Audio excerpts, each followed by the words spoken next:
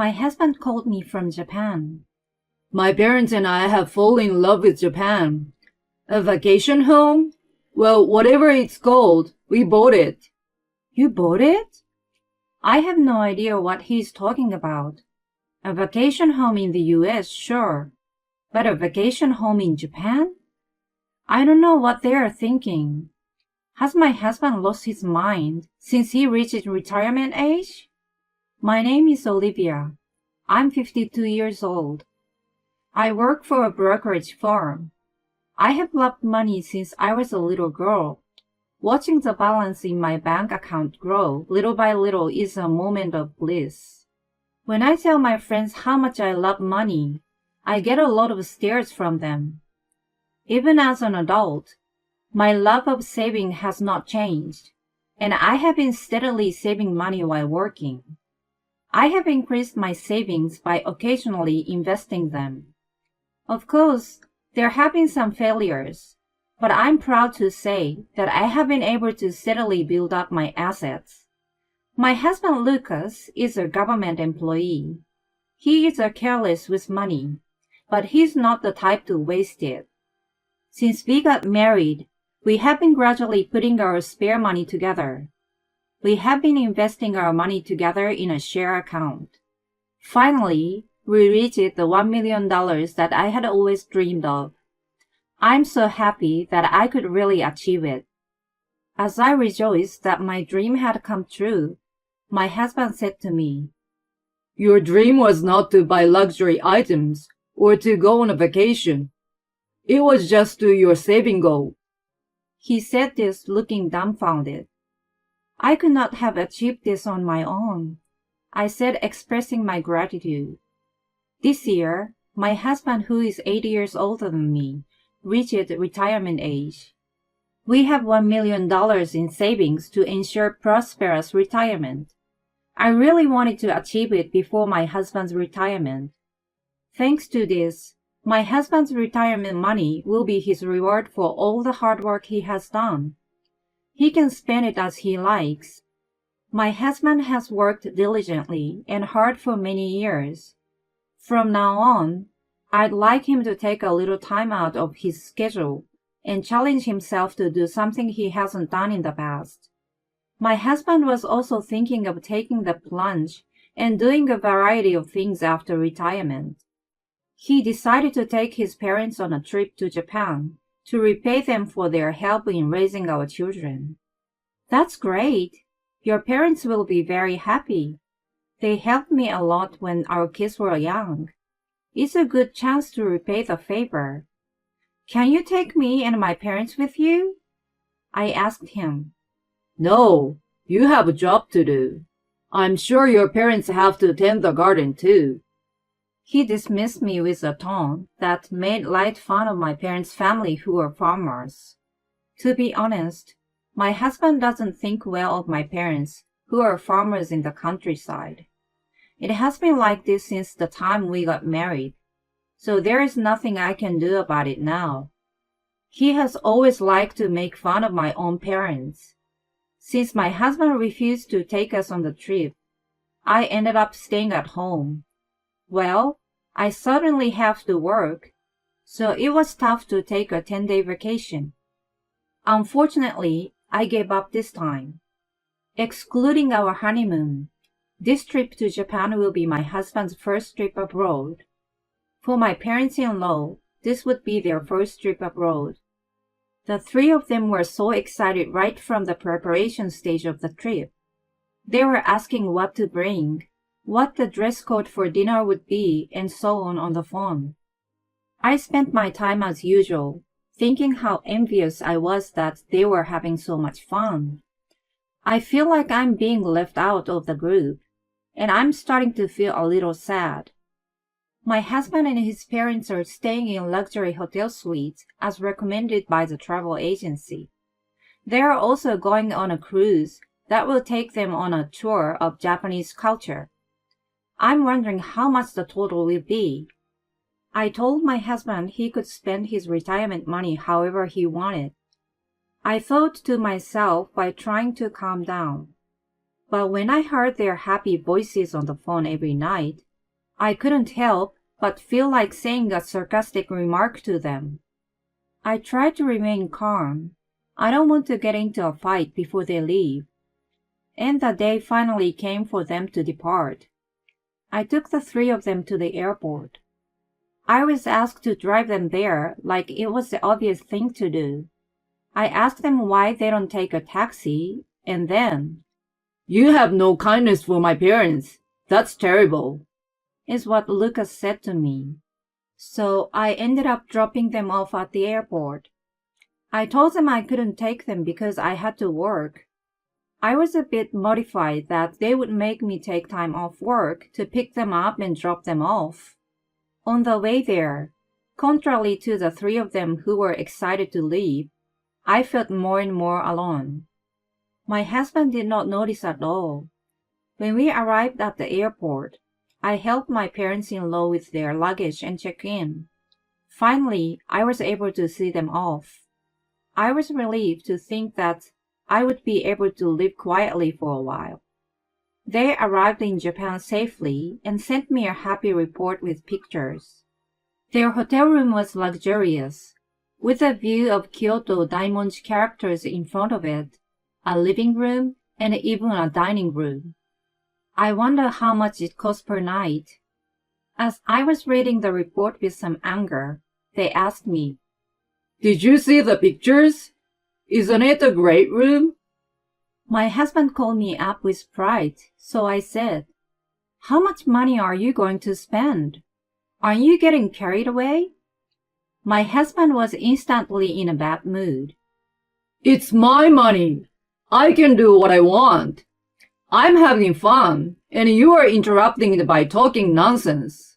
Read the atmosphere." He hung up the phone, and I never heard from him again.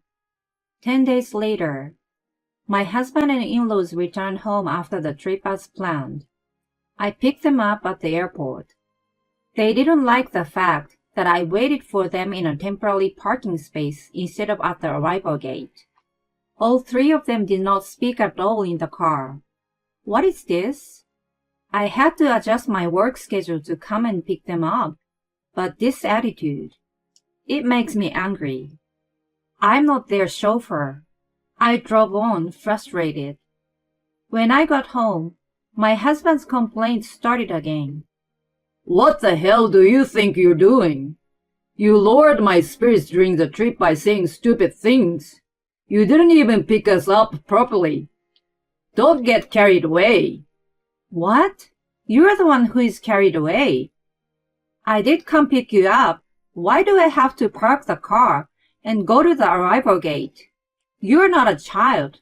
Don't be ridiculous. I'm just soaking up the feeling of accomplishment after all the work I have done. I'm worried about my future if my wife doesn't have a shred of respect for me. With these words, my husband retreated to his room. What? Why is it my fault? What do you mean, the future? I'm the one who should be worried. I was so angry that I couldn't sleep at night for a while after that, and I couldn't get any work done. So, after 2 weeks of not talking to my husband, he said, "I'm going to Japan tomorrow, so please take me to the airport in the morning." What? Japan? Tomorrow? My husband is leaving for Japan with my in-laws, and I was confused. He had just returned from Japan the other day, and now is going to Japan again. And my in-laws are accompanying him again. I have nothing but questions about my husband's mysterious behavior. And they use me as a driver again. My in-laws did not even say thank you. How in the world am I being treated?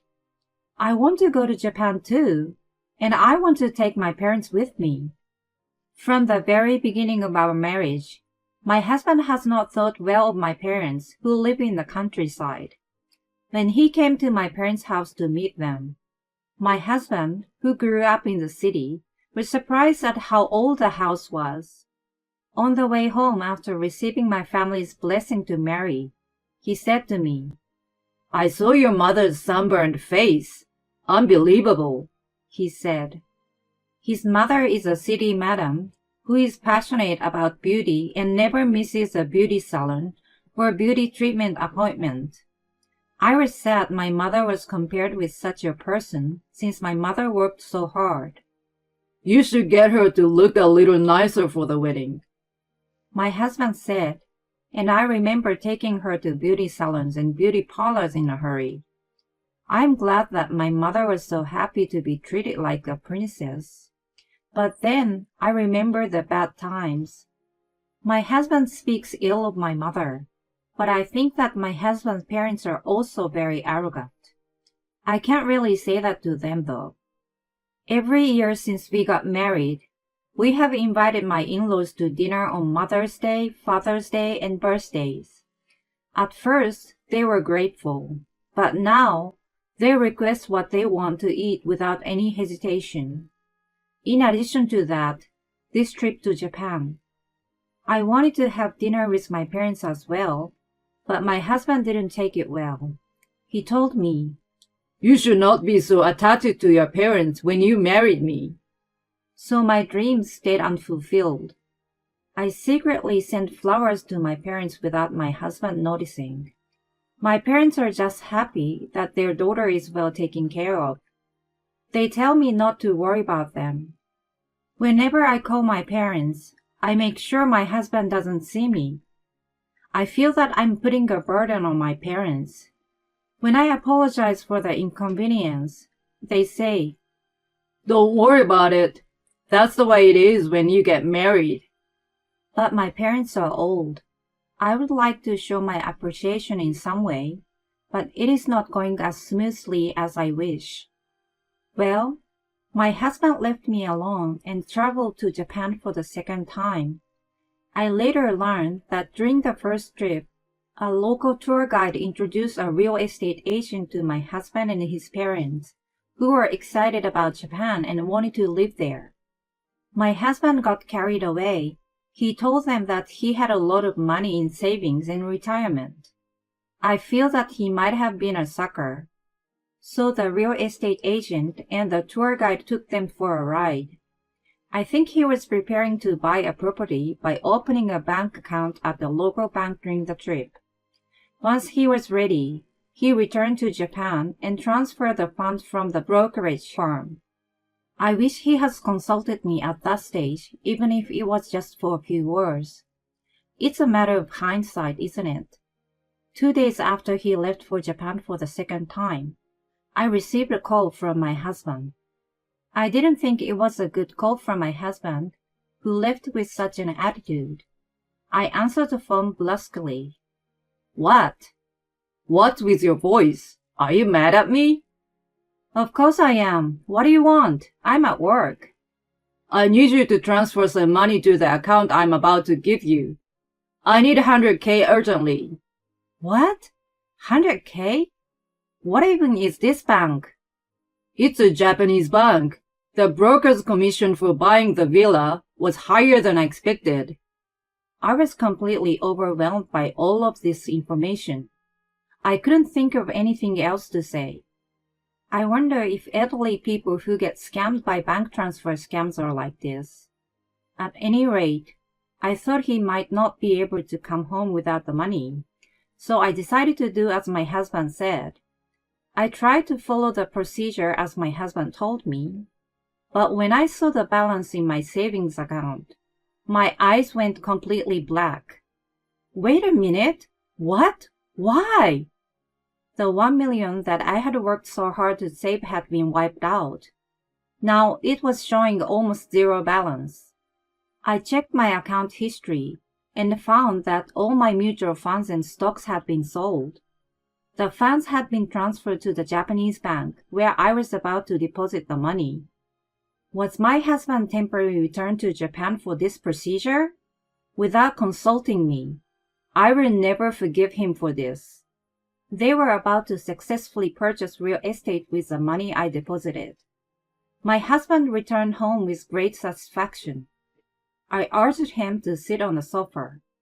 "What's this Japanese villa? What did you do with the money we saved together?" I asked, holding back the urge to yell at him. My husband seemed completely oblivious to my anger. He was still in a good mood. Think of all the fun we'll have when we get old and can go to Japan anytime we want, huh? You have something to look forward to, don't you? Let's go together next time. What are you talking so carefree about? Why do you think I'm just going to? I was so confused about what to say that tears just started to well up.